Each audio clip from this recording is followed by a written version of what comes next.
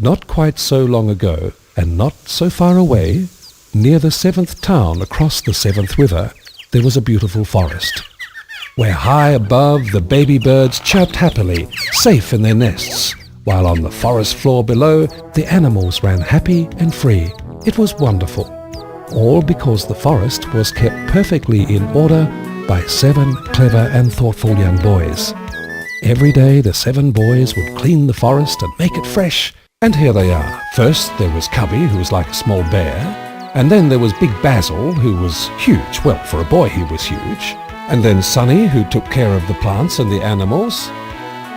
And Jacob, who was in charge of keeping order in the forest.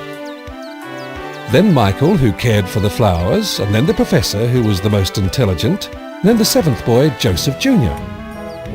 So the 7 boys spent every day cheerfully working protecting the forest greenery.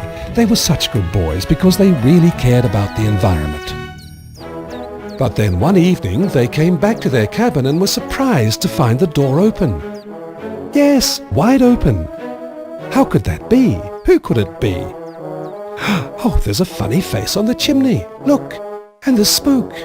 What is going on?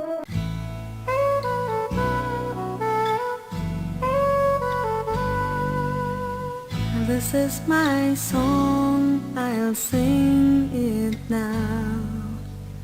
The one of the mirror and the evil queen. Sparkling mirror, the truth you can see. Oh, say it please, who is more beautiful? She is so jealous, jealous of me. So very jealous, jealous of me. Show the miracle of beauty in the lake of your glass. Her heart so hard, it won't let me pass. She has chased me, hunted me, alone and crying in forests so dark. I know that you really care. Let me stay, our lives we can share. She is so jealous of me, so very jealous of me. It lives in her evil heart, unlike mine. She has chased me, hunted me, alone and crying in forests so dark. I know that you really care. Let me stay, our lives we can share.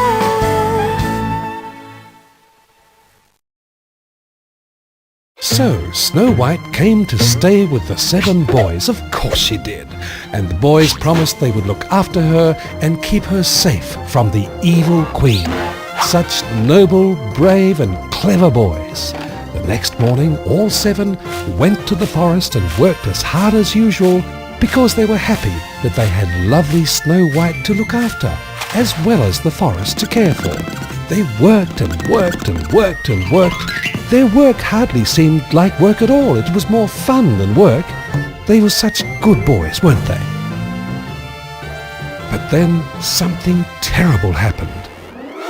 The wicked queen disguised herself as an ugly old hag and gave Snow White a poisoned apple.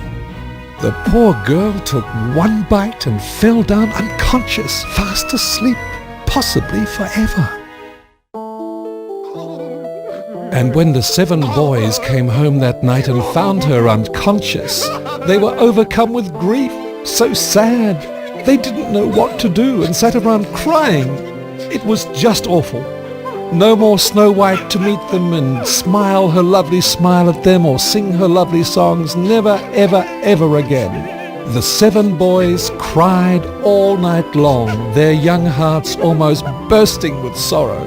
Was there no way to break the spell the wicked queen had cast on Snow White? Was there no hope? But suddenly, something happened. Something quite incredible. Look, there in the distance, a cloud of dust. Could it be that a miracle was about to take place?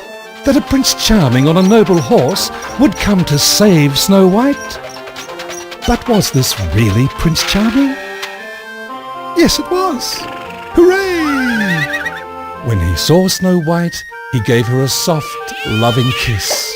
And, well, the result was unbelievably beautiful and simply magical in every way.